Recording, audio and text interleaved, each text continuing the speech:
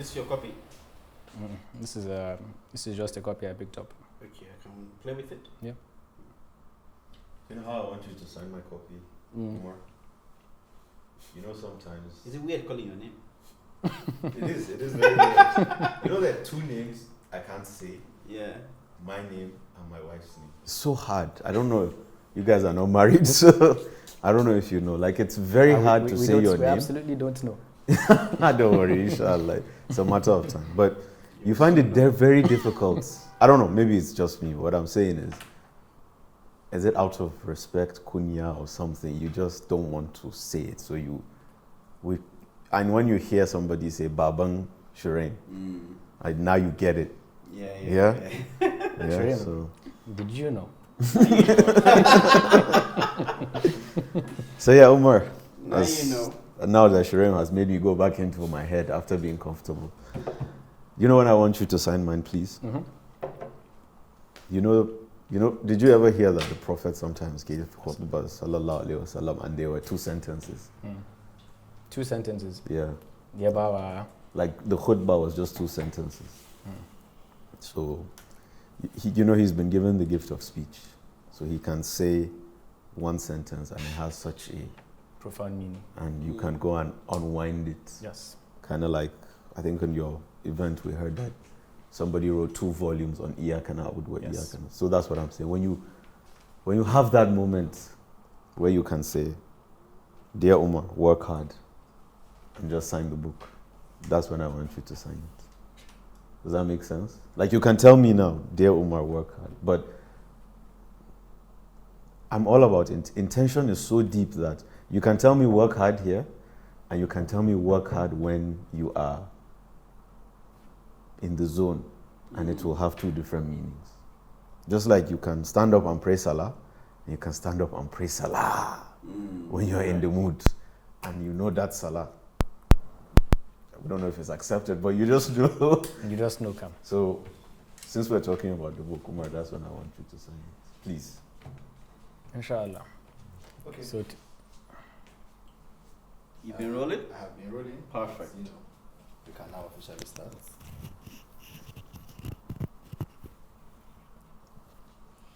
I would think of 2 Nimas and Nemo irin 2-line phrases and Samaka. That's why you don't need to write me some long message. And speaking about phrases, you know the Prophet said, Sallallahu Alaihi Wasallam. "Khairu kalam ma qalla wa dalla." The best of speeches are those that are short, precise, straight to the point. Kind of like a few weeks ago, did you see one of the Palestinian imams? Was it true? I didn't say. What was it That about? he said, if 30,000 dead and 2 million displaced will not wake the hearts of the Ummah, what else can I say? Straighten your rows, let's play. Like, that was his khutbah. That reminded me. I need to record audio on the phone as well. Just in case, what? That's powerful. Boy.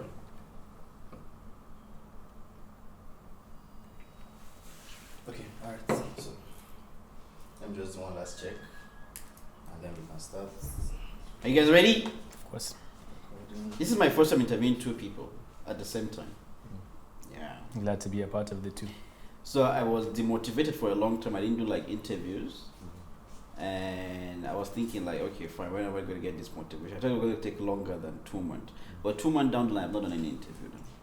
This is like after 2 months that I'm now shooting an interview. But I'm bringing out a new series. And this new series is called Unleashed with Nshuraim. So this will be I'm going to do like 20 episodes. And inshallah, I'm going to take a break just for studies and for business as well to make some money. So this is me starting just a new series, and it's going to just end here. And I want to make it as, just like what you said earlier, as concise as possible, straightforward to the point. And that's the way you told Umar that you should write those amazing words in the book. When you get the inspiration. When you're high on inspiration. Yeah, when you're high on inspiration, you're right. When I'm high on motivation.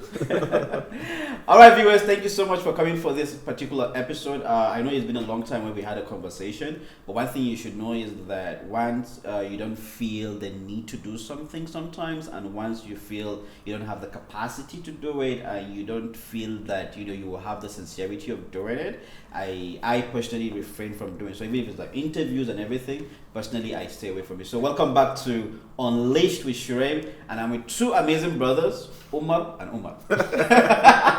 So before we go to Umar and Umar, you don't worry, I'm going to tell you which of them is the Umar, but all of them are Umar. But one of them is Umar Farouk, maybe, and one of them is Umar G, maybe.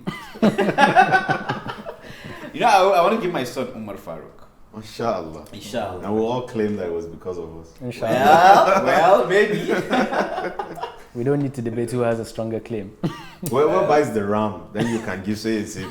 So you are Umar Baba Ahmad. Mashallah. He is Umar Muhammad Lawal, right? Mashallah. Umar Abba Gana. Umar Gana. Umar Gana, right? Now, my son is Umar Farouk bin Nshuraim. So none of you have the Farouk in your name, does anyone have the Farouk in the name? Any Umar is Farouk. Well, no one calls you It's a Farouk. lack of- Did anyone call you Farouk? People who assume Umar people who know that the names come together will just call you Farouk sometimes, and you know. But most people call you Umar. That's the name. So my son is Umar Farouk. So this is a disclaimer. It's not after the both of them, but maybe after the discussion. It might be after you guys. We are already named after the original Umar. Allah. So if you name your child Umar, we're just glad by association. It's not a problem for him. It's by association. Inshallah. Mashallah, thank you so much for agreeing to be here. And first of all, I want to congratulate Umar for his book. You had the launch for the book, Mashallah, Inspiration. And, you know, for me, I had the privilege of reading the book first, and I wrote the foreword for the book. But you know, when he told me to write the foreword for the book, I was thinking, you know, am I worthy to write the foreword for the book? So I was overthinking. I was just thinking that I was delaying intentionally, but he didn't know. I was delaying. I was already waiting, but I was so delaying so that he can change his mind and say, "Oh, I'm giving it to someone else to write the foreword."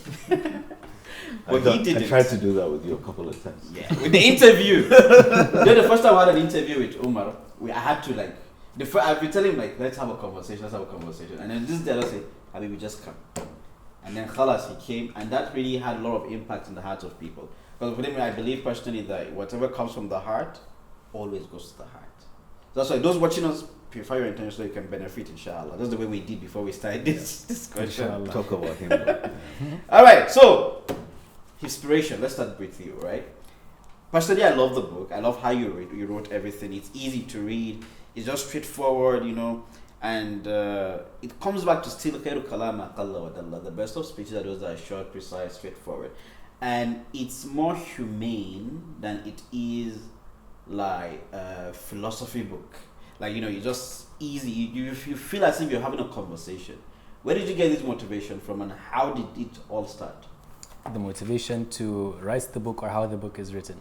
Well, the motivation to write the book, and then we'll come to how the book was written. All right, in terms of writing the book itself, earlier we were just having the conversation about thinking about the qualities that Allah has blessed you with, Right. either naturally or qualities that you've nurtured. So while I was introspecting within myself, I noticed, okay, if I have this quality or skill of being able to write messages that resonate with people, how can I use that for the sake of Allah? And then obviously we started Inspiration with you, doing it in a video format. And I was thinking of having a piece, something that anyone can access and give them the mental and practical preparation for embarking on their journey with the Quran. So that's how I got to writing the book. In terms of how the book was written particularly, before I started writing this, I did a bit of research in terms of reading books that were written before this on memorizing the Quran. And I noticed they were very, very factual books. Books that had a lot of information, but not a lot of people would read them. So you see, imagine having a YouTube video that's 3 hours long with so much value.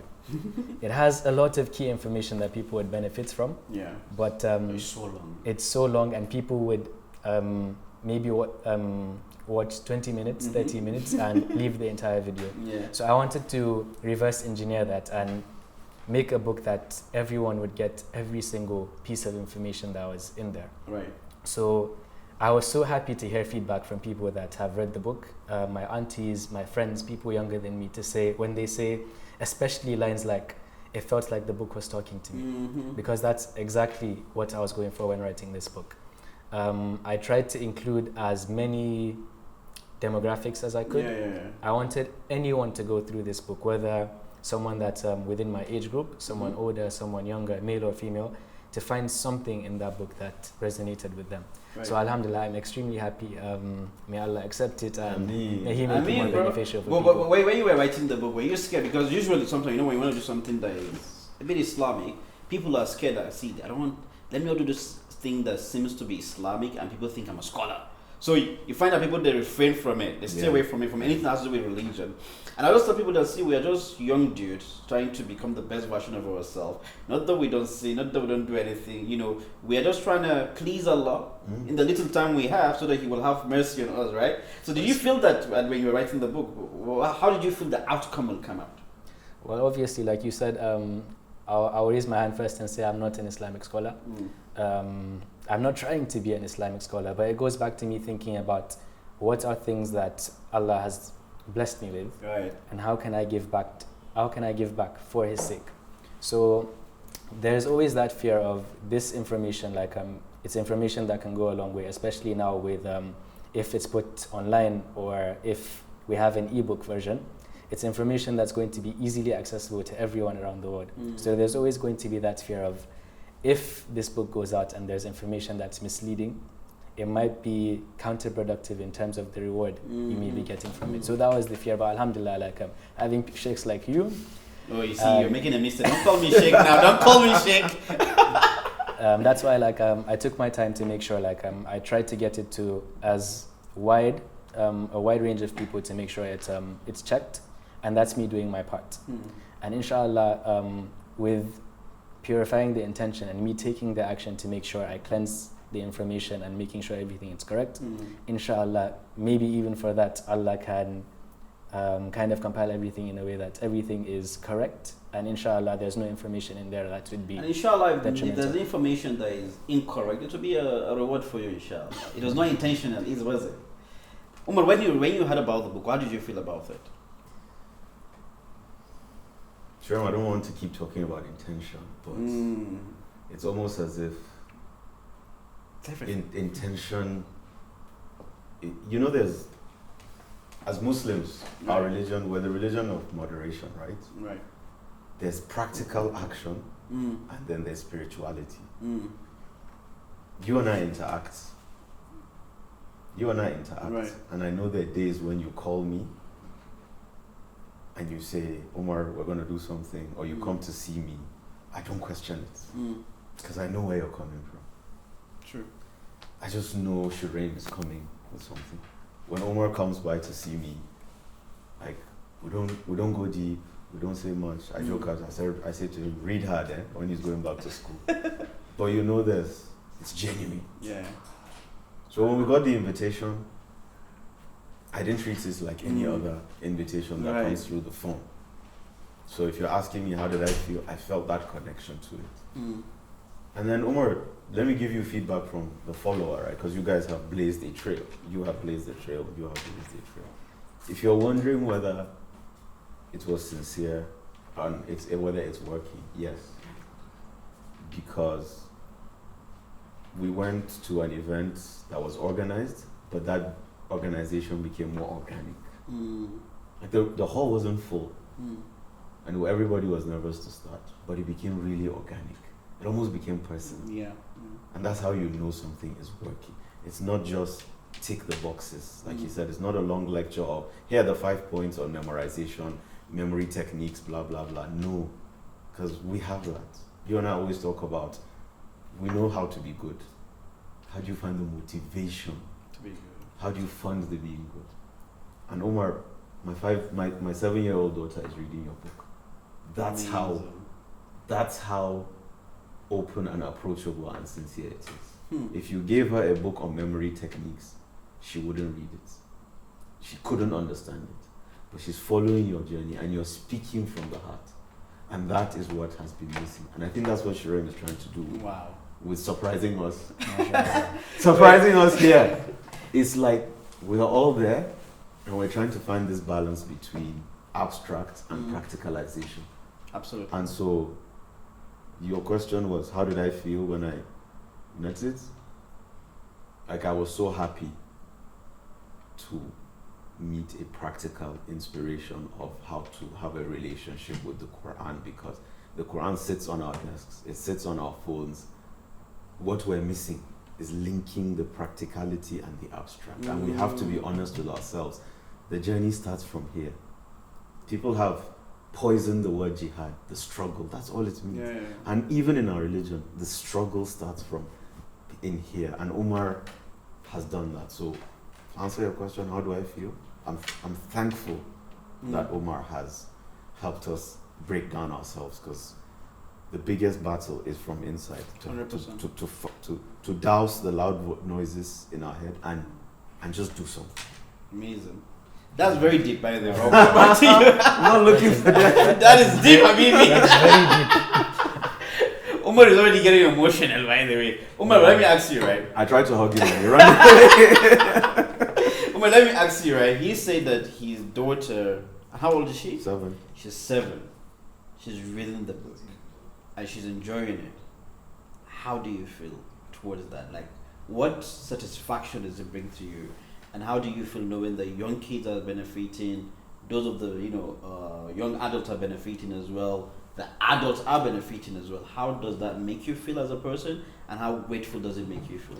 Wallahi, the last thing you said, that's just the word that encapsulates it. It's just grateful to a really, really high degree. Imagine this cup, and then imagine you are pouring more water into it.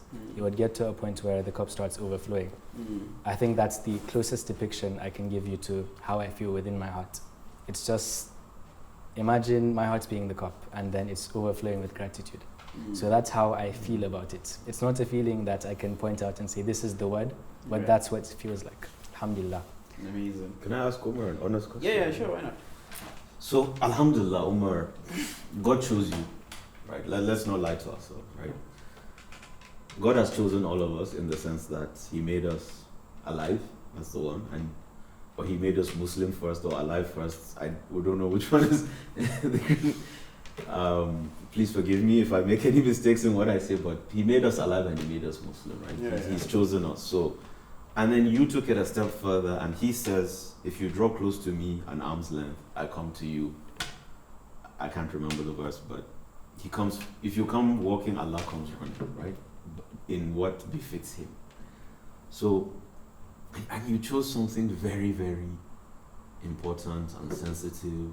By the way, I just want to say this before I forget. Like, it's really special in this day and age of distraction and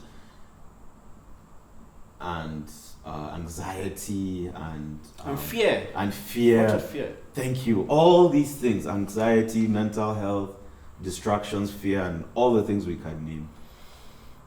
Living in a foreign country as a student, as a young guy, you found the motivation to dedicate your time to such a noble cause. So, like, this is what we should be doing. And it didn't take away from anything in your life. And if anything, it helps you balance. Because you can still play your game. You can still go out for a nice evening with your friends. You can still have a lot of sleep. Like, you can still live that life that we thought that, oh, if you start this, if you start becoming a da'i or a businessman or a hafiz, you will lose some part. But no, it helps you become more efficient. So great. So what I want to ask you, Umar, is, the other day you and I were talking and we said, you know, how, let's say you get something, you pray for something and you get it. That's half the battle. Now the next half is, how do you protect it? People want to make money, you make it, and then you realize, my God. Now there's a lot more in terms protecting it and living with that. So Umar, like, I might be brushing forward here, maybe it's just the way I think, but I'm sure, like, during your memorization, you know that there are certain actions or inactions that take away from your memorization. Of course. And that now you have this memorization, how do you keep your sincerity to Allah? How do you protect your memory? How do you do good with it? How do you not fall into... Because we tend to celebritify everything these days. So all of a sudden, people memorize the Quran, you're not the only one, but all of a sudden, your people around you want to...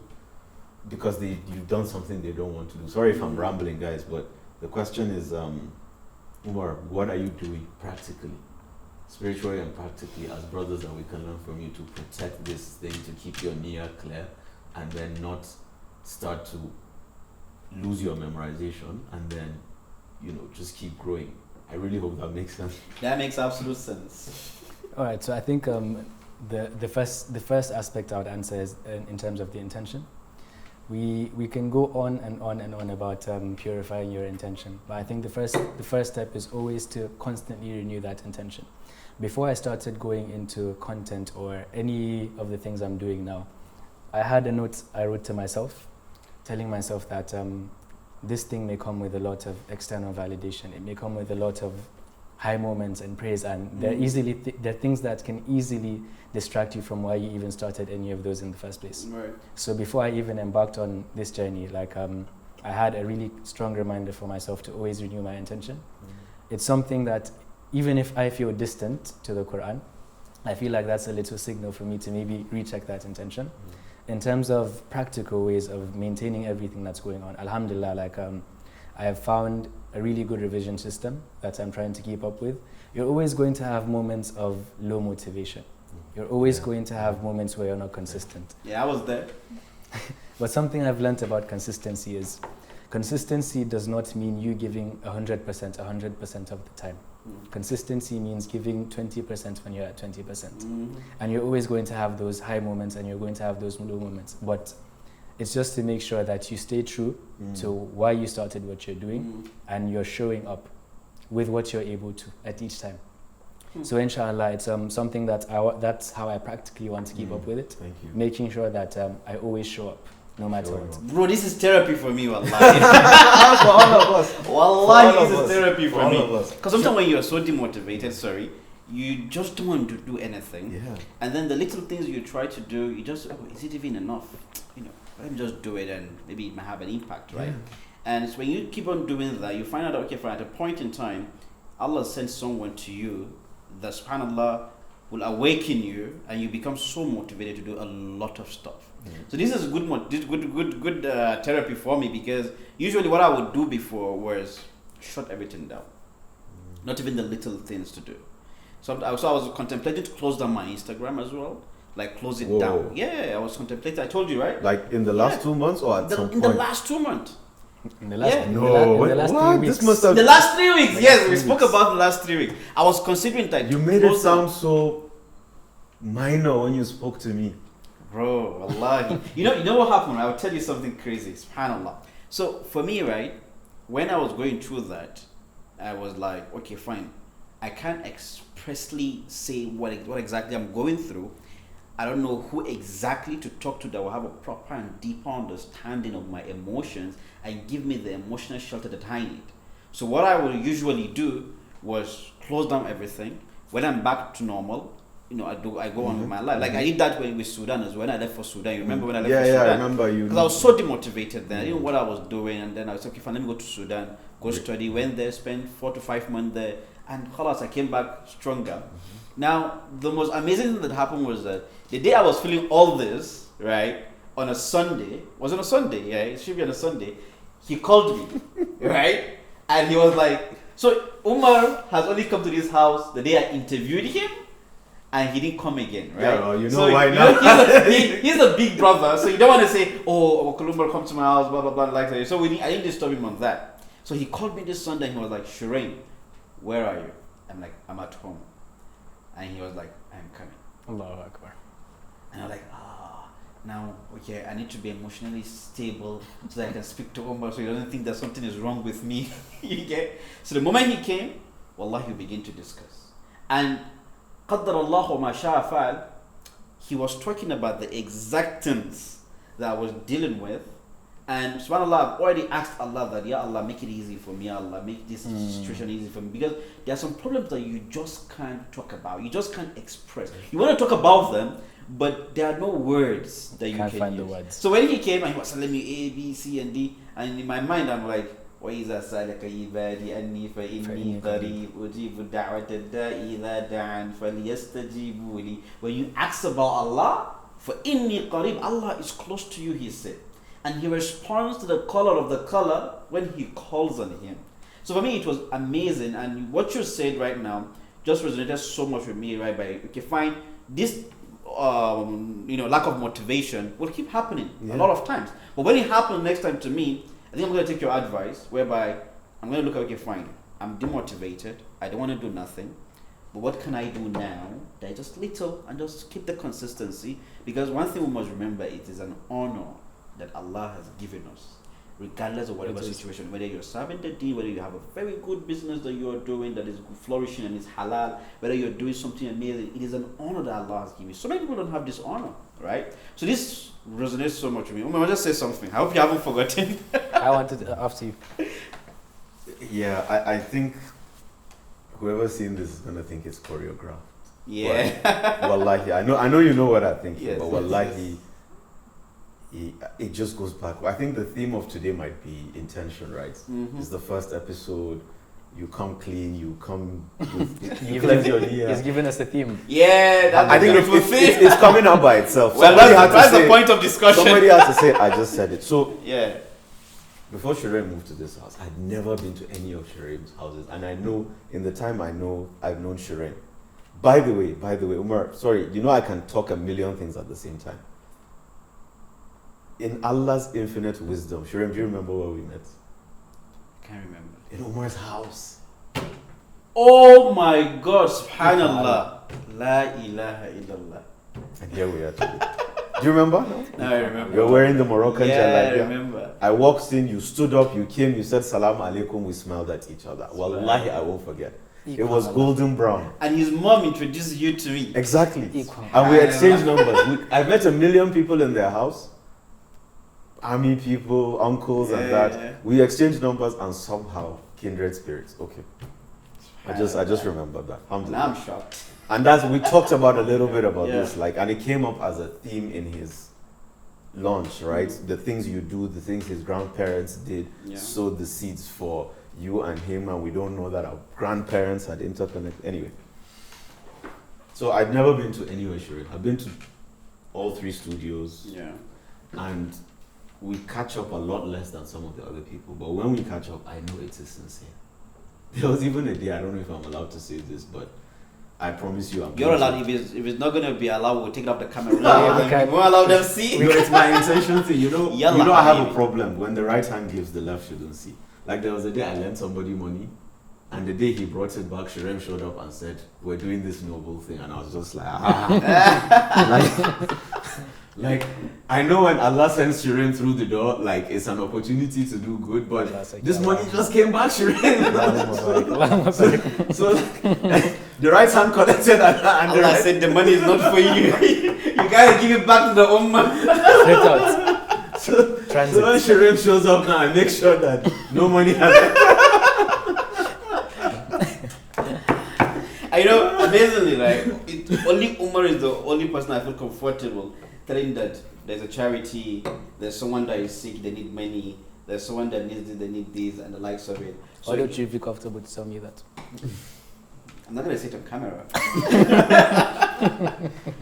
Yeah, that's amazing.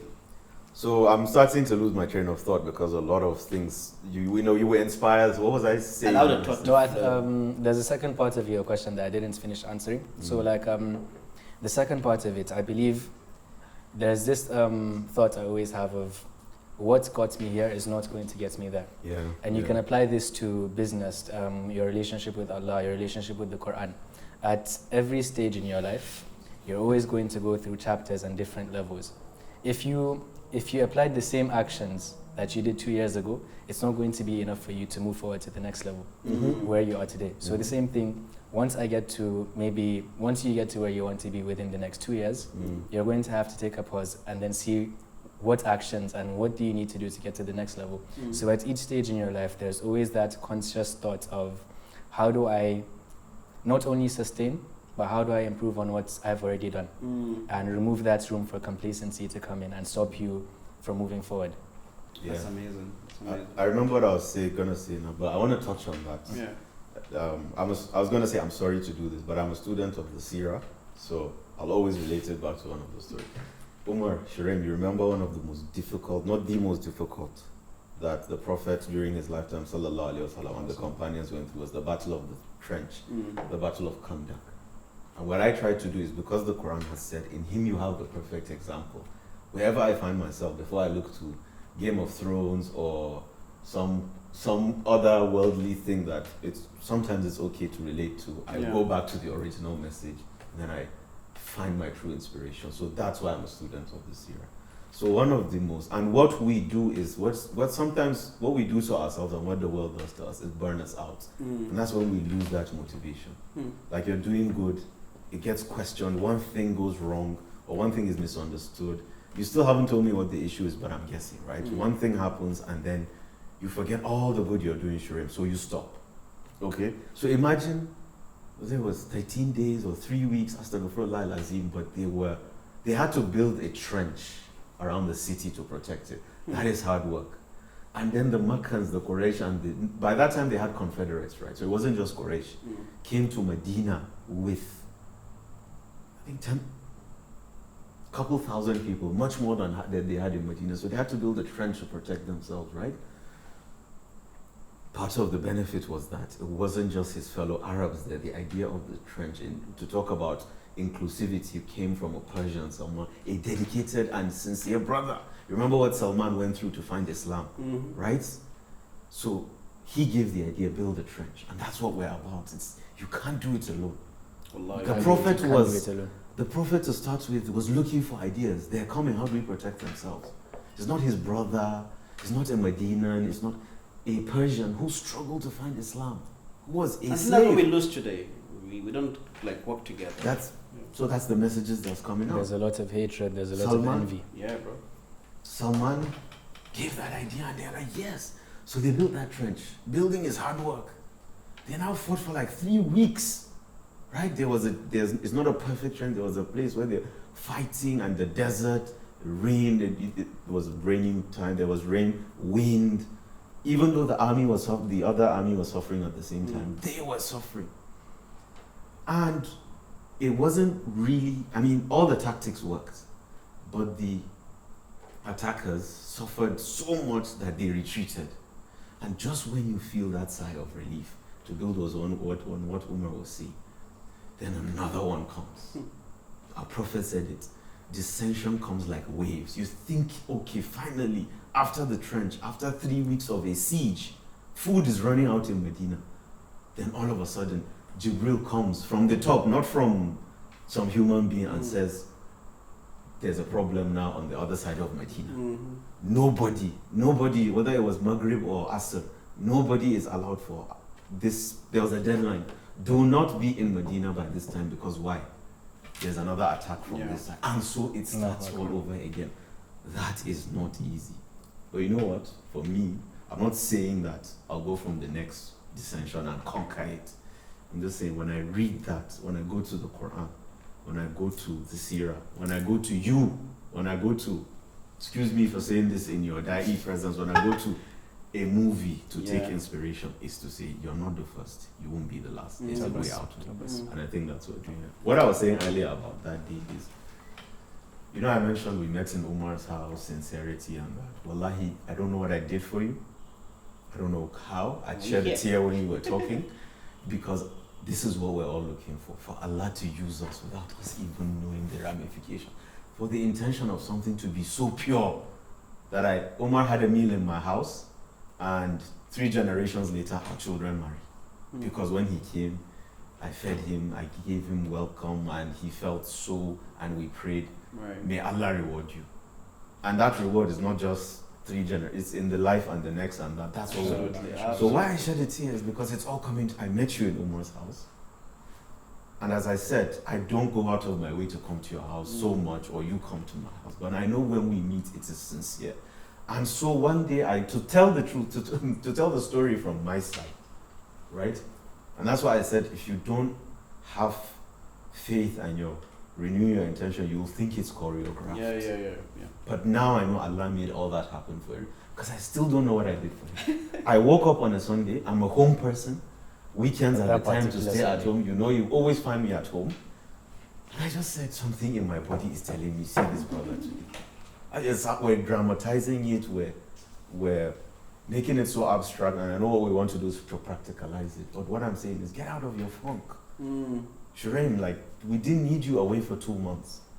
There's so much good you're doing. You keep telling me, Umar, speak, and I'm running away from it. And then every day I'm getting like, thank you. This is what you did with Nshuraim, this is what it means to me. I'm like, so I shouldn't be hiding because I'm scared. 100%. Now, so what I'm saying is, Nshuraim, on a normal Sunday, I would have stayed home. But that day, the little I had to do, which is to drive over here, the voice was, just go and see him. And we don't need that beautiful, magical, like, go to your neighbor's house. If we're talking in the same example, call Nshuraim, say a prayer for Nshuraim. That's the least, right? When you think about him, because whatever you say, the angels are doing for you. So I don't know where Nshuraim is going, but Nshuraim is in my mind. May Allah guide Nshuraim in this life and the next and give him Jannatul Firdaus. The angels are saying for you too. So that day, all I did was go and see this guy. Whether it's been long, whether one angel heard you or going through a problem. Sorry, I really don't want to make this abstract. But I just, for the sake of this, I want to, from your side, what it meant to you, and from what side, from my side, it really wasn't anything. It was just showing up and talking as I talk to my brother. But here you are telling me what it's done for you. So and I think with this, what you just said, a lot of people say things, even online, and you just see it and you be like, wow, I just needed to hear this. I just needed to read this. A friend of mine recently, Sadiq, he sent me something, and when I listened to it, I just like, wow, I needed to listen to this. So I think, Allah sometimes send people to help you with the problem that you're going through, and you find the solution to whatever you're going through. But this means a lot so much, wallahi. Allah make it easy for all of us. All right. Before we continue on this conversation, we have some cards we're going to go through, and this card is from Freshly Grounded. So I've not met Freshly Grounded. What is his name? Faisal Chaudhry personally, but I've seen his cards and he's doing amazing work. So we're going to go through the cards when we are back in the next episode, inshallah. Assalamu alaikum.